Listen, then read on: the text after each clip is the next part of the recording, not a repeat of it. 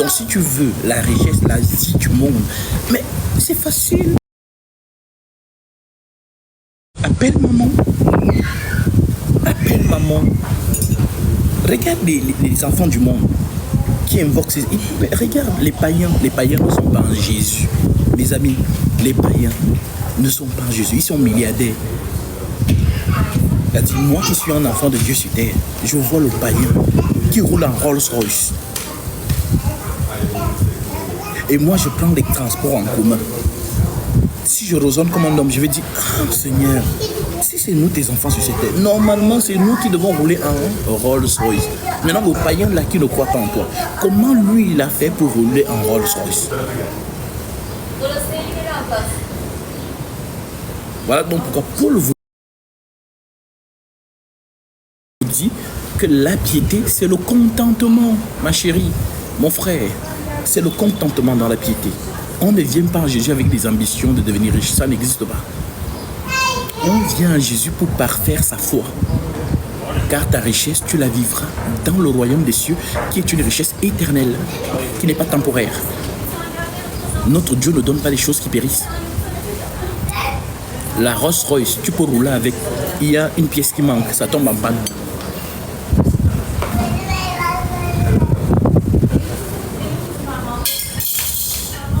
Dans les choses de la terre, tu ne peux pas mettre ta foi dans ces choses. Non. Alors, par cette exhortation, l'apôtre Paul continue en te disant,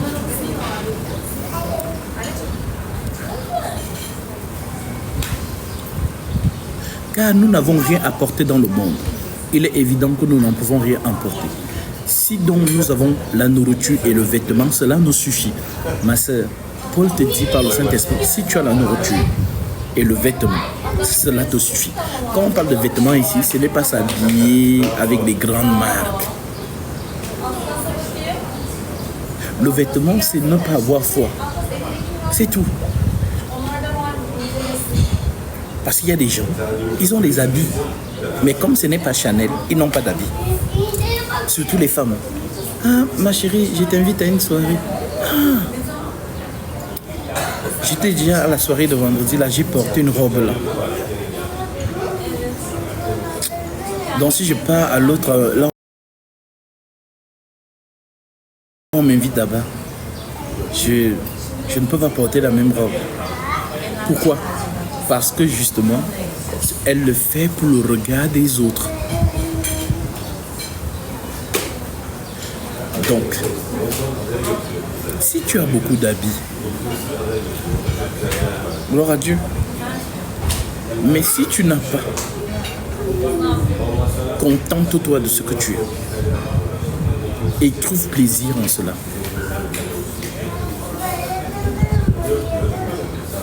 C'est là dont vous voyez la plénitude de 2 Timothée chapitre 3. Car dans les derniers jours, il y aura des temps difficiles. Car les hommes seront égoïstes, amis de l'argent, fanfarons. Alors, ça veut dire quoi? Ça veut dire que tu vis pour le regard des autres. Tu ne vis même pas pour toi-même. Tu vis pour le regard des autres. Pour qu'on dise que, ah, tu as vu?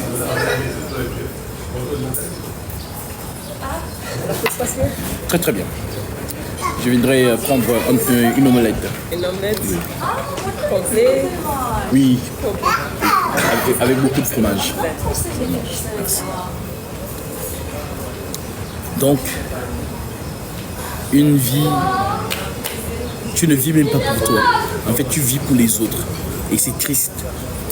Parce que c'est ce genre de comportement qui font en sorte que beaucoup d'hommes entrent dans des tontines occultes pour impressionner les gens. Beaucoup de femmes vivent dans la prostitution, dans l'escorting, qu'ils ont appelé modernement sugar daddy. Là, tu vas voir la jeune fille, elle a 5 même c'est tout. Elle a 2 sugar daddy pour elle. Pour que celui-ci lui donne un train de vie considérable qu'elle va filmer et mettre sur Instagram, qu'elle va filmer et mettre sur TikTok.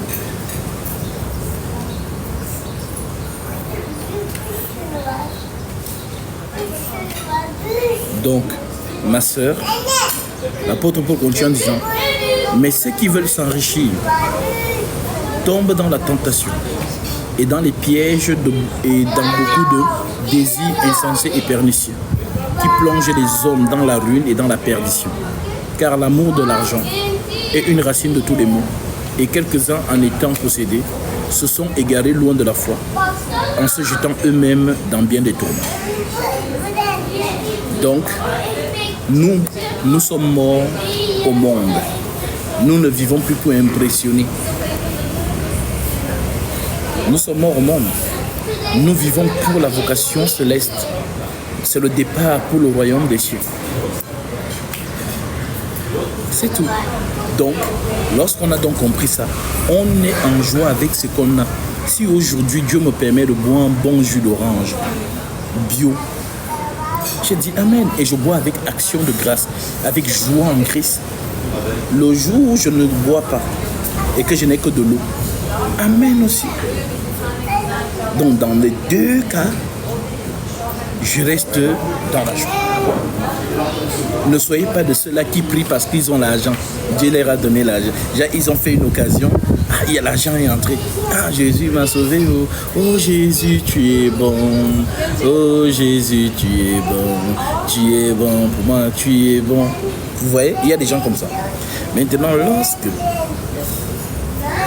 cette personne traverse maintenant une période difficile, Jésus n'est plus bon. Non, non, non. Jésus n'est plus bon. La personne ne prie plus. La personne ne chante plus. Mais la personne commence. Normalement, c'est nous les enfants de Dieu. On doit vivre bien tous les jours. Pourquoi je suis toujours comme ça? Regarde mon camarade là, lui ne croit même pas à Jésus, regarde sa vie. Mais nous tout le temps. Non. Peut-être je vais aller me laver au village. Oui. J'ai entendu un kémite sur TikTok qui disait qu'il faut aller invoquer ses ancêtres. Peut-être eux ils vont... Parce que moi je suis fatigué de cette situation. Il y a des gens comme ça.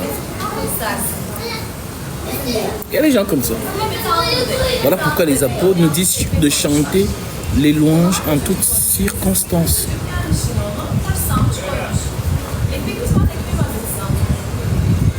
Voilà donc ma sœur Béla. Voilà aussi mon frère qui a posé cette question. Comment garder la joie en Christ? C'est-à-dire, on se contente de ce qu'on a. Et on ne panique devant aucune situation de la vie. Tu sais pourquoi? Parce qu'il nous a dit, ne vous inquiétez de rien, mais en toute chose, faites connaître vos prières par des supplications et par des actions de grâce. L'action de grâce, c'est quoi? C'est quoi l'action de grâce? Parce que faire des prières de supplication, vous savez faire ça. Jésus, Jésus, vous faites ça. Jésus, Jésus, vous faites ça. Maintenant,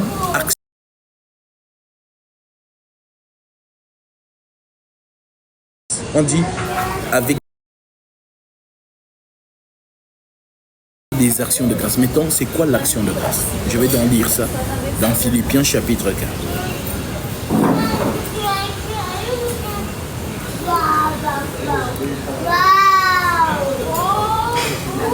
Philippiens 4, voici.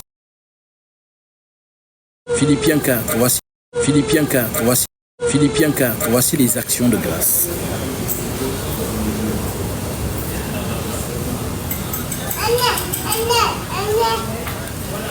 Voici les actions de grâce. Philippiens 4.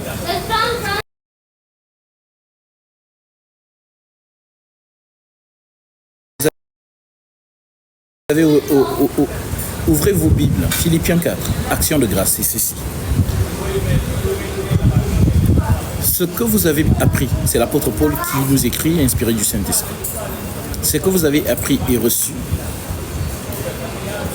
et entendu de moi Et ce que vous avez vu en moi, pratiquez-le et le Dieu de paix sera avec vous. J'ai éprouvé une grande joie dans le Seigneur de ce que vous avez pu renouveler l'expression de vos sentiments. Pour moi, vous y pensez bien, mais l'occasion vous manque. Ce n'est pas en vue de mes besoins que je dis cela, car après, j'ai appris à être content dans l'état où je me trouve. J'ai appris à être content dans l'état où je me trouve. Ma sœur Bella, sois content, sois contente dans l'état où tu te trouves, dit l'apôtre Paul. J'ai appris à être content dans l'état. J'ai appris à être content dans l'état où je me trouve. Je sais vivre dans l'humiliation, la pauvreté, et je sais vivre dans l'abondance. En tout et partout, j'ai appris à être rassasié et à avoir faim, à être dans l'abondance et à être dans la disette. Je puis tout par celui qui me fortifie. Cependant, vous avez bien fait de prendre part à ma détresse. Vous le savez vous-même, Philippiens, au commencement de la prédication de l'Évangile, lorsque je partis de la Macédoine, aucune église n'entra en compte avec moi pour ce qu'elle donnait et recevait. Vous fûtes les seuls à le faire, car vous m'envoyez déjà à Thessalonique à 2 reprises, de quoi pourvoir à mes besoins. Ce n'est pas que je recherche des dons, mais je recherche le fruit qui abonde pour votre part.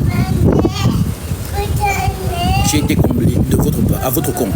J'ai tout reçu et je suis dans l'abondance. J'ai été comblé de bien en recevant par Épaphrodite ce qui vient de vous, comme un parfum de bonne odeur, un sacrifice que Dieu accepte et qui lui est agréable. Et mon Dieu pourvoira à tous vos besoins selon sa richesse. Voilà ce qu'on appelle les actions de grâce. Vous allez méditer quand vous serez seul chez vous tranquillement. Philippiens 4, versets 9 à 18. La manière dont vous considérez l'homme que le Christ envoie vers vous pour vous nourrir de sa nourriture céleste, de côté spirituel, la manière dont vous prenez soin de ce dernier, le Seigneur aussi ouvre les écluses sur vous. Ce n'est pas moi qui dis, je viens de lire l'Écriture. Donc, ne vous inquiétez de rien. Mettez les Écritures en pratique et vous verrez la main de Dieu.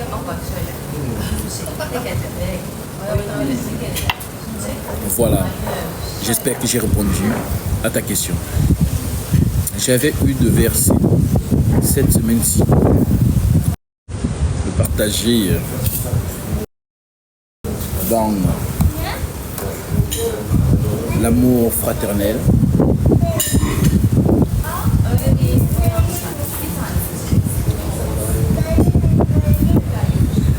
J'espère que cette petite exhortation a reboosté une personne qui traversait peut-être des moments difficiles. Mes frères Gasby, je pense que 2 Corinthiens 9, 11 à comment tu portes l'homme que le Christ envoie. Voilà pourquoi Paul dit, est-ce une grosse affaire, notamment dans 1 Corinthiens chapitre 9, est-ce une grosse affaire si nous avons moissonné, si nous avons sémé en vous des dons spirituels, des biens spirituels? Est-ce une grosse affaire si nous moissonnons vos biens temporels?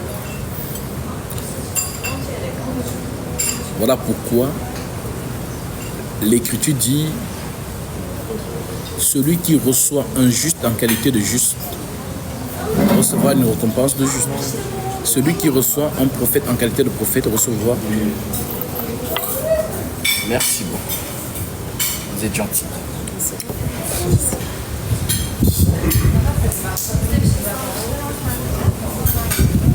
Donc, la manière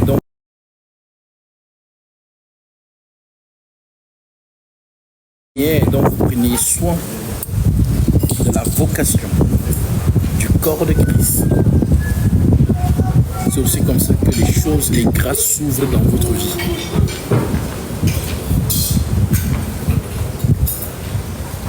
Mes frères Yannick, la grâce, c'est Jésus, action de grâce, c'est faire les œuvres de la grâce. Mes frères Yannick, la grâce, c'est Jésus. L'action de grâce, c'est faire les œuvres de la grâce. Une action de grâce, c'est une offrande. C'est un sacrifice pour le Seigneur dans la vocation à laquelle le Seigneur t'a appelé. Comprenez bien une chose. Dieu ne change pas. Pour ceux qui ont été vraiment, pour comprendre ce Dieu, je le répète encore, pour comprendre ce Dieu, je vous le dis à vous tous, les chrétiens, les vrais, instruisez-vous sur la marche du désert. Instruisez-vous sur la marche du désert. C'est-à-dire, avant de dire que tu marches dans l'église, que tu es dans la marche avec Jésus, instruis-toi d'abord de la marche que tu as vue dans le désert. Ça se passait comment? Comment ça se passait dans la marche du désert? Ça se passait comment?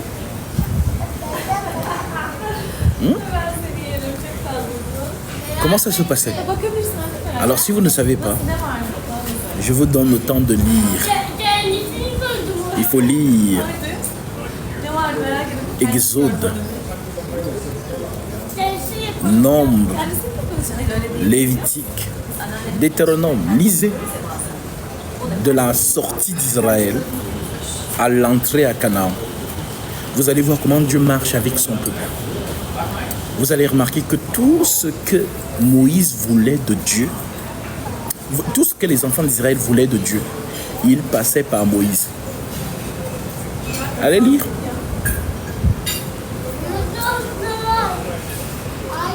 Et tout ce que Dieu voulait pour le peuple, il passait par Moïse aussi. Moïse est l'intermédiaire entre Dieu et le peuple.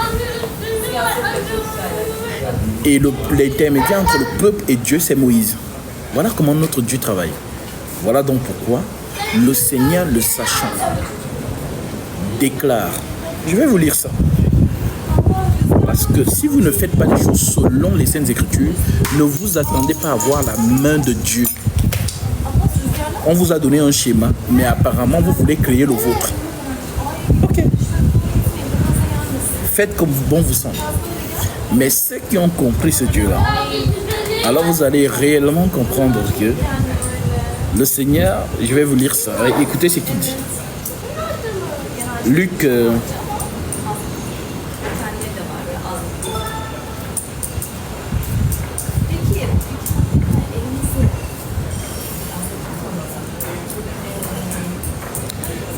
7.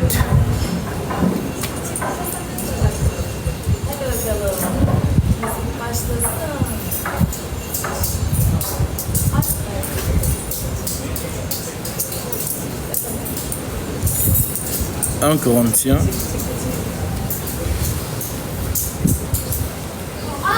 Un instant, je trouve la bonne version.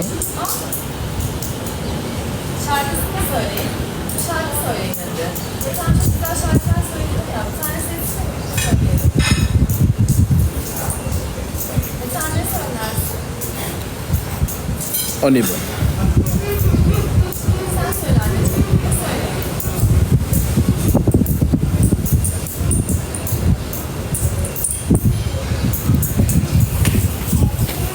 Luc 10, verset 7. L'Écriture dit ceci.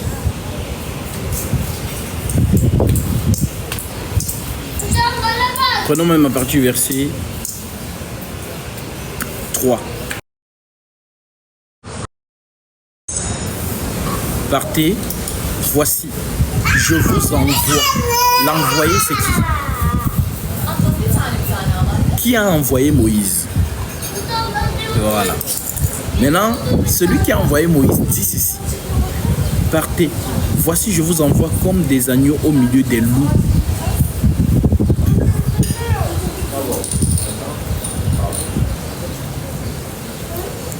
Ne portez ni bourse, ni sac,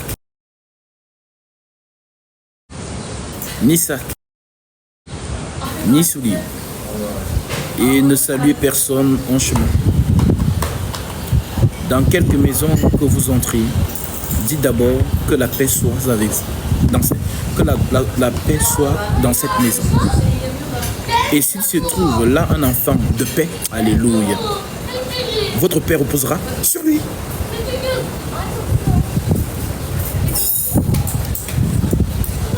Alléluia. Votre paix reposera sur lui. Sinon, elle viendra avec vous. Est-ce que vous comprenez même les dix de Jésus? Demeurez dans cette maison-là. Demeurez dans cette maison-là, mangez et en buvant ce qu'on vous donnera, car l'ouvrier mérite son salaire. Je vous le dis encore, Dieu a mis un schéma. Si toi tu veux faire, parce que j'entends souvent des gens dire, ah non, moi je vais aider les orphelins. C'est ton chemin à toi. C'est ton chemin avec tes émotions à toi. Dieu a mis un schéma. Respecte ce schéma et tu verras sa main. Maintenant, si vous pensez que vous êtes plus émotionnel que Dieu, que vous avez plus la peine des orphelins que Dieu, ok, ce que vous faites, c'est vous qui le faites. C'est une chose due. Un être humain doit aider son semblable. C'est une chose due. C'est de la bienséance, on appelle ça. Mais dans la vocation de Jésus-Christ, c'est le pourquoi je vous ai dit, examinez, lisez les 5 livres. Surtout là où la marche commence.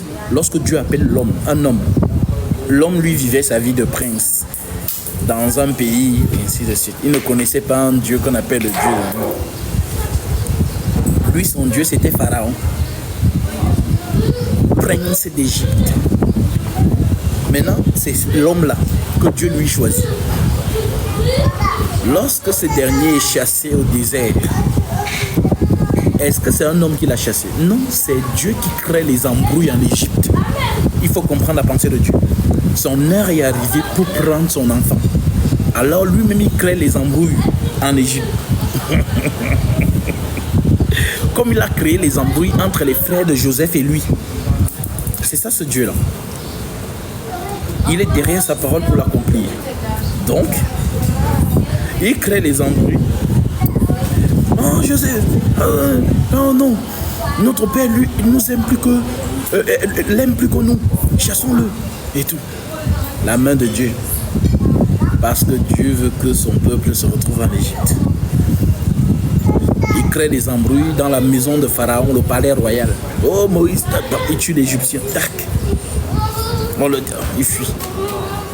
Quand tu lis avec les yeux, tu dis, ah Moïse, vraiment. Mais quand tu lis avec les yeux de l'aigle, à ce moment, tu comprends que c'est la mise en scène de Dieu pour attirer son tabernacle vers la montagne. Parce que ce Dieu a toujours travaillé avec l'homme. S'il n'avait pas besoin de Moïse, il allait venir lui-même en Égypte en esprit. Mais il vient, il prend l'homme qu'il a choisi. Dieu choisit toujours un homme. Et la grâce de Dieu pour toi, c'est de croiser le chemin de cet homme. Que Dieu te bénisse, mon frère Anthony, pour ton offrande. Tu as été certainement touché par la parole. Et le Seigneur dispose dans ton esprit de faire cette offrande pour prendre ta bénédiction. Alors, conformément à sa parole, que celui à qui l'on enseigne la parole fasse part de tous ses biens à celui qui l'enseigne. Ne vous y trompez pas, on ne se moque pas de Dieu. Ce qu'on aura semé, le mentionnera aussi. Pour relire à Matthieu 10, l'ouvrier mérite sa nourriture, déclare le Seigneur. En entrant dans la maison, saluez-la. Si la maison en est digne, que votre Père vienne sur elle. Et si la maison n'en est pas digne, que votre Père retourne avec vous. Tu en es digne. Car ce que tu as donné, je vais manger. Comme les 3 hommes ont mangé chez Abraham et la bénédiction est entrée dans sa demeure. Alors que par cette offrande, le Seigneur t'accorde ce que ton cœur désire. Lui qui connaît tes prières et tes doléances et qui déverse encore ses dons spirituels, au nom de Jésus-Christ, mon frère, sois abondamment béni. Shalom. Donc, le Seigneur attire dans son tabernacle. Celui-ci monte sur la montagne. Le Seigneur lui donne les instructions. Celui-ci descend. Celui-ci part. Celui-ci enlève un peuple de la servitude et le ramène dans le désert. Maintenant, Dieu, pour parler à ce peuple, passe par ce même homme. Dis au peuple de faire ceci. dis ceci, dis cela, machin, dis. Et voilà comment le peuple qui marchait selon les recommandations que Dieu donnait à son serviteur, c'est aussi comme ça que la grâce de Dieu venait à toi. Voilà comment Dieu a tué le travail. Voilà pourquoi Jésus remet donc les mêmes fonctionnalités. Voilà pourquoi je vous ai dit, dans la marche avec Jésus, on ne paye pas la dîme. Dans la marche avec Jésus, ce sont les actions de grâce. Parce que l'action de grâce, c'est l'offrande.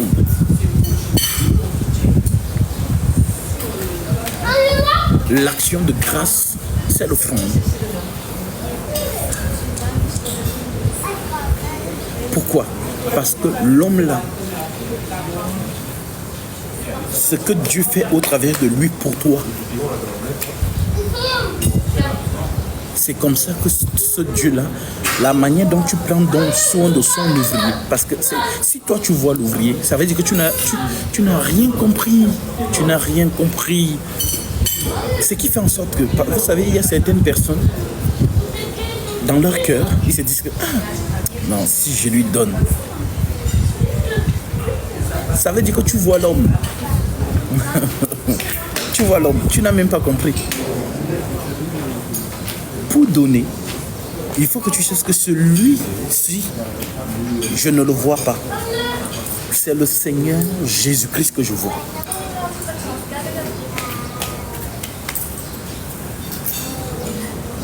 L'ouvrier mérite sa nourriture. Lui-même était un exemple. Il était invité partout. Il entrait là, on l'invitait pour manger. Zachée l'a invité. Et la grâce est entrée sur Zachée. Simon l'a invité. Il y avait les gens qui l'invitaient.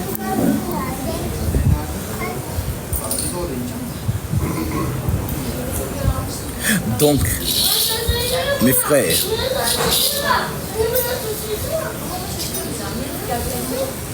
que vos pensées là, charnelles, se dissipent et que vous ayez le renouvellement de la connaissance, l'intelligence. Romains 12, verset 2. Soyez transformés par le renouvellement de l'intelligence. Parce que si tu crois réellement que je suis l'ouvrier du Christ sur la terre, tu ne feras pas les choses selon moi. Parce que si tu fais selon moi, tu vas me minimiser. Au contraire, tu peux même commencer à me jalouser. Oui.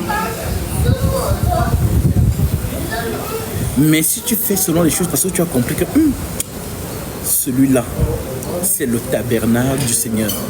Le Seigneur me conduit par lui. Je ne le vois pas. C'est le Seigneur que je vois au travers de lui. À ce moment, tout ce que tu fais, je dis souvent, trop parler, c'est maladie. Notre Dieu est dans l'Écriture. Il dit, mes paroles sont esprit et vie. Expérimente cela et tu rendras témoignage.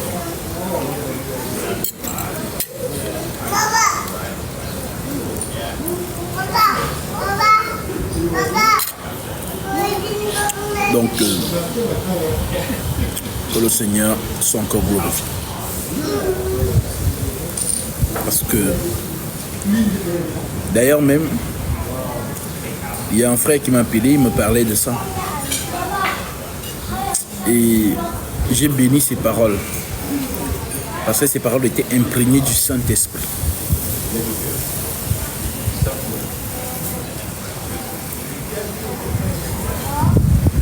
Ces paroles étaient vraiment imprégnées du Saint-Esprit. Vraiment imprégnées du Saint-Esprit.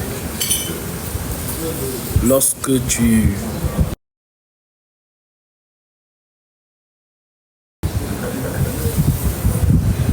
comprends les choses de Dieu, tu n'as plus besoin qu'on te dise quoi faire. Tu as compris. Alors toi-même, personne ne va te dire fais ceci. Toi-même, tu le fais maintenant parce que tu as compris la raison divine. Tu n'es plus dans la chair.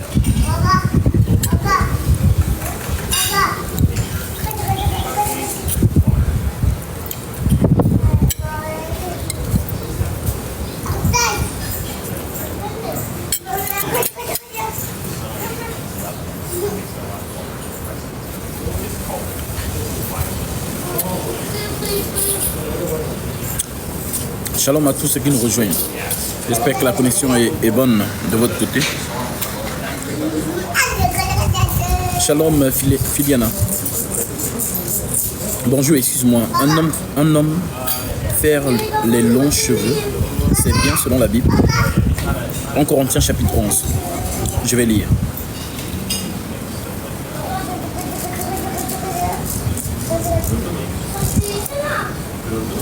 L'Écriture dit ceci. C'est l'apôtre Paul qui parle à l'Esprit du Saint-Esprit. Je vous loue. Il nous loue. Nous qui? Je vous loue de ce que vous vous souvenez de moi à tous égards et de ce que vous retenez mes instructions telles que je vous les ai données. Dieu nous loue lorsque nous respectons ce qu'il nous a dit au travers de son serviteur. C'est sur pourquoi Paul félicite donc l'assemblée de Corinthe en disant « Je vous loue de ce que vous vous souvenez de moi à tous égards et de ce que vous retenez mes instructions. Mes instructions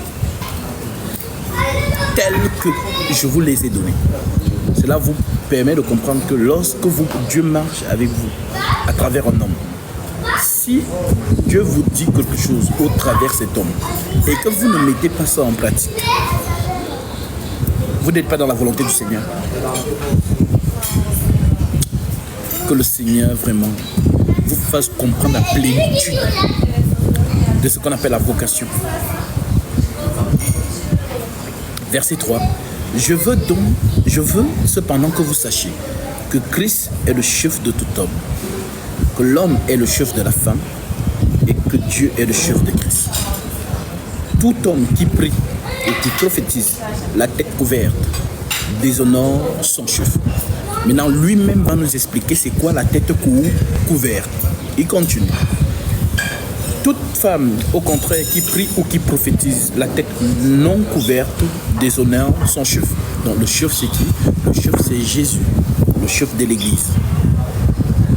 Donc l'homme qui prophétise ou qui prie la tête couverte déshonore Jésus. Et la femme qui prie ou qui prophétise la tête non couverte déshonore Jésus.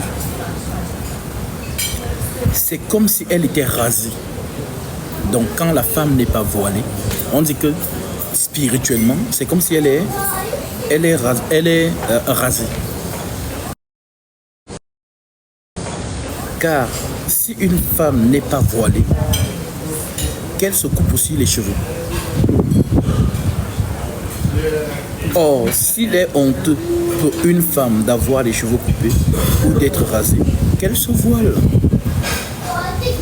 L'homme ne doit pas se couvrir la tête, puisqu'il est l'image et la gloire de Dieu, tandis que la femme est la gloire de l'homme. En effet, l'homme n'a pas été tiré de la femme, mais la femme a été tirée de l'homme. Et l'homme n'a pas été créé à cause de la femme, mais la femme a été créée à cause de l'homme. C'est pourquoi la femme, à cause des anges, donc ici nous sommes dans la spiritualité. Nous sommes dans la spiritualité. C'est pourquoi la femme, à cause des anges, doit avoir sur la tête une marque de l'autorité dont elle dépend.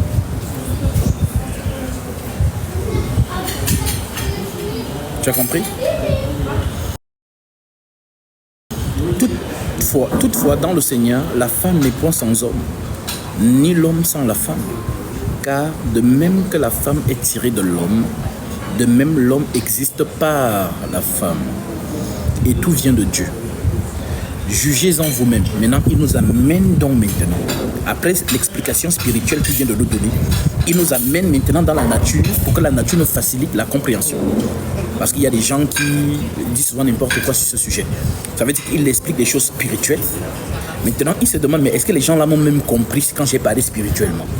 Je vais un peu baisser le langage pour les amener aux choses didactiques, à la nature, pour qu'ils comprennent. Alors, la nature, il dit donc maintenant, jugez-en vous-même. Est-il convenable à une femme Est-il convenable qu'une femme prie Dieu sans être voilée? C'est la question. Est-il convenable qu'une femme prie Dieu sans être voilée? Donc si on comprend donc la logique de ces gens-là, une femme qui a une maladie qui perd les cheveux, ça veut dire qu'elle ne peut pas prier. Les femmes qui ont souvent des maladies là où, je ne sais pas comment on appelle ça, le rhumatisme, qui fait en sorte que tu n'as plus les cheveux sur la tête. Donc elle, c'est fini pour elle. Elle ne peut plus prier. Cela te montre que le voile dont on parle, c'est un châle. C'est un châle. C'est un châle.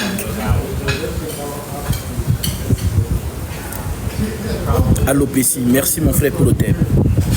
C'est un châle. C'est un châle. Ce n'est pas les brésiliennes, les péruviennes, les camerounaises. Hein. C'est le nom des coiffures, hein. Excusez-moi, je ne me connais pas trop. Les parisiennes. Parce qu'il n'y a pas. Bon, si on dit brésilienne, il faut aussi dire yaoundéenne.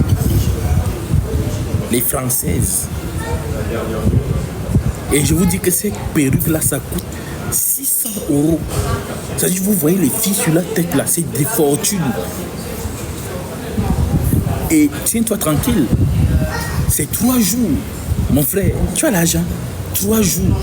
Genre, il faut que chaque 3 jours, elle change de tissage, 600 €. Pour celles qui n'ont rien, elles vont prendre les cheveux en plastique. Quand elles passent à côté de toi, ça sent comme si on a allumé le feu dessus. Et peut-être beaucoup d'hommes ne vous disent pas ça, les femmes. Quand vous mettez les trucs là, quand vous marchez, il y a une odeur qui se dégage. L'odeur du plastique consumé à l'effet de la chaleur. Si vous êtes devant un homme comme moi là, parce que moi je suis un aigle, je renifle, je suis un aigle dans ma nature. Ça veut dire que je cible tous les détails. Tu parles, je te regarde. Je regarde ta dentition. Je scanne ton... Voilà. Donc, tu vas voir certaines femmes, elles collent le tissage. Quand elles collent, tu vois la colle déborder ici. Les hommes comme moi là, vous me dégoûtez directement. Comme on dit, chaque homme a sa gamme, hein? On va dire ça comme ça. Il n'y a pas mieux qu'une femme qui est au naturel. Il n'y a pas mieux. Une fois, j'ai fait un post là avec une fille musulmane là, pour ceux qui suivent les lives depuis longtemps. Voilà. Elle était voilée, pieuse.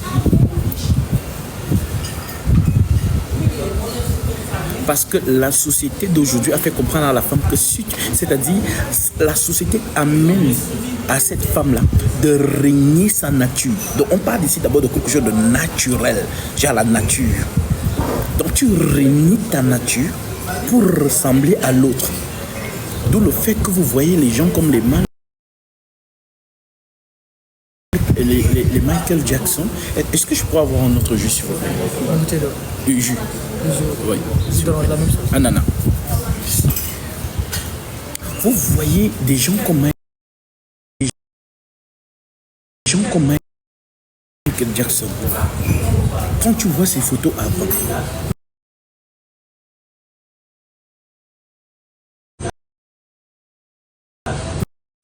noir, tu vois ces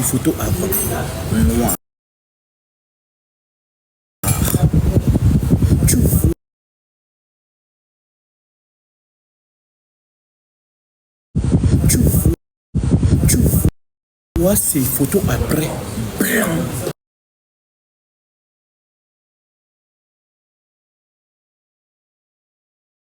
Blanc.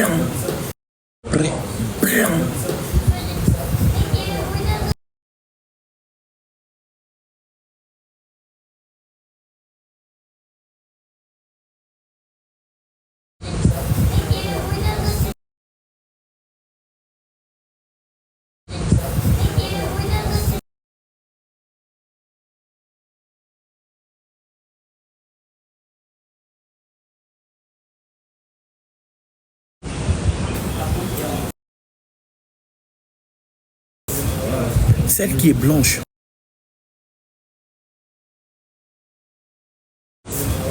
Celle qui est blanche. Celle qui est blanche. Elle est blanche naturellement. Elle conserve. Elle conserve. Elle conserve.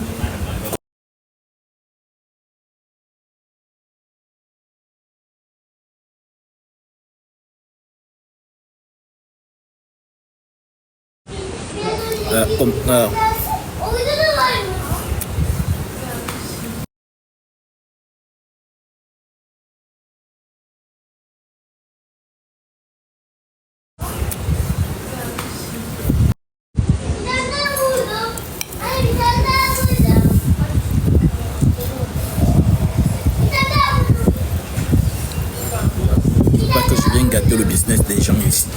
Parce qu'on commence déjà à me regarder comme ici. Voilà, mes sœurs africaines commencent déjà à me regarder.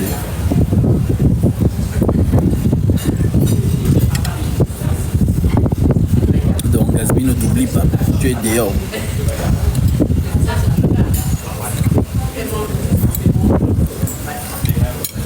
Parce que je vois beaucoup de nos sœurs là, avec les blancs qui ont des t-shirts. Donc, j'ai oublié que j'étais dehors. On commence à me regarder bizarrement. Donc, reste naturel tel que tu es. S'aimer tel qu'on est. S'aimer tel qu'on est. Donc, la nature elle-même ne vous enseigne-t-elle pas? Donc l'Écriture nous dit, jugez en vous-même. Est-il convenable qu'une femme prie Dieu sans être voilée? La nature elle-même ne vous enseigne-t-elle pas que c'est une honte pour l'homme de porter de longs cheveux? Donc la nature t'enseigne que l'homme, quand il a les longs cheveux, on peut le confondre à une femme. Donc, se couvrir la tête, c'est avoir de longs cheveux. Voilà donc pourquoi on avait coupé les cheveux de Timothée.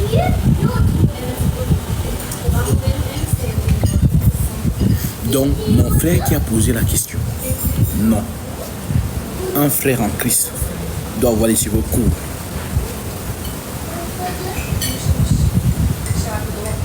Vous allez voir certaines personnes, ils vous disent que ils enseignent, mais tu le vois, il porte la casquette. Où il a les grades. En tout cas, moi j'ai parlé de la sainte doctrine. S'il vous plaît, ne me tapez pas. Voilà, c'est l'écriture. J'ai fait que lire. Donc, mon frère qui a posé la question, je pense que tu as l'écriture, tout simplement.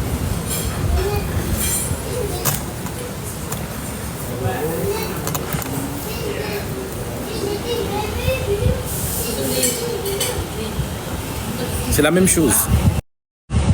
Les tresses nattes, voilà, c'est la même chose. Faut se quoi. Vous savez, quand j'étais encore footballeur professionnel, j'avais des longs cheveux. Mes cheveux m'arrivaient ici. Merci beaucoup. J'avais des longs cheveux, pour ceux qui m'ont connu professionnel. J'avais des longs cheveux. Et mes cheveux, tellement c'était long, parce que j'ai une pilosité vraiment très agressive. Quand je parle d'agressif, ça veut dire que j'en ai beaucoup. Voilà. Donc, les cheveux m'arrivaient ici.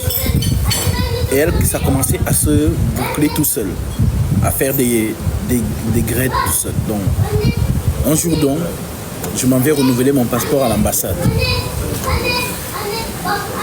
Et celui qui me reçoit à l'ambassade me dit, mais monsieur, ça, on ne peut pas accepter vos photos avec ces pièces d'identité. Hein, essayez, moi je veux voir vos oreilles. Je m'en vais, je mets le défrisage. Tchac, tchac. Voilà, pour plaquer. Quand je reviens, ça, donc je m'en vais. Tout ça sont les dépenses, je m'en vais faire des photos, je viens dire, tiens, le monsieur me regarde. Il me dit, mais monsieur, je ne sais pas ce que vous êtes. Est-ce que vous êtes une femme ou un homme? Non, parce que là, je ne sais plus, je ne sais pas encore ce que vous êtes. Je pars encore, je mets encore bien le défrisage, je tourne même, j'attache un chignon derrière. Je reviens. Il fait comme s'il ne me voit pas. Il dit, monsieur, c'est votre problème. Hein. Soit vous voulez votre passeport, soit vous ne voulez pas. Voilà, s'il vous plaît, quittez. Oui, le suivant, venez. J'ai compris que le monsieur voulait que je me rase. Et je pense que c'est Dieu qui est passé par là. Je suis parti au salon de coiffure pour me raser. Quand je suis arrivé au salon, les femmes qui coiffaient, elles étaient là. Oh, oh là là. Tu vas couper. Même là, dit oui, j'étais énervé. C'est là où on m'a coiffé comme ça. Et quand je reviens dans l'ambassade, le monsieur me dit, voilà. En plus, un bel homme comme ça. J'ai compris qu'il a fait tout ça pour que je me rase.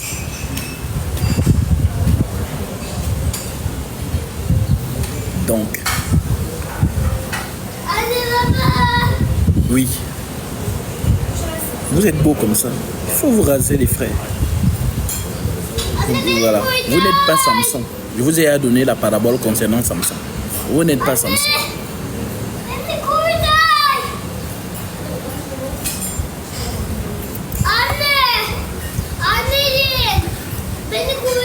Donc, l'écriture est claire. Pourquoi Jésus 666?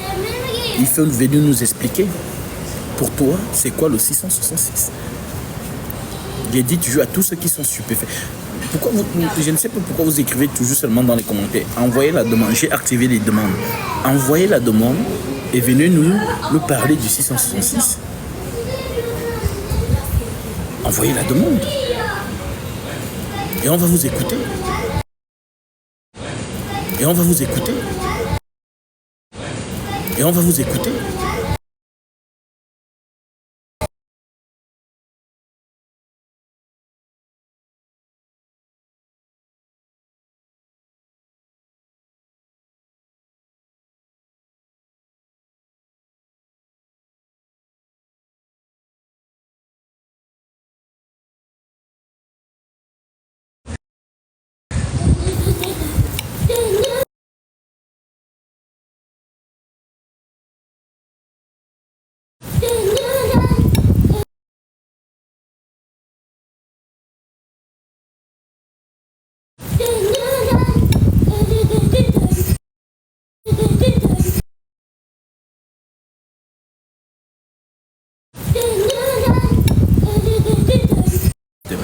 Amen.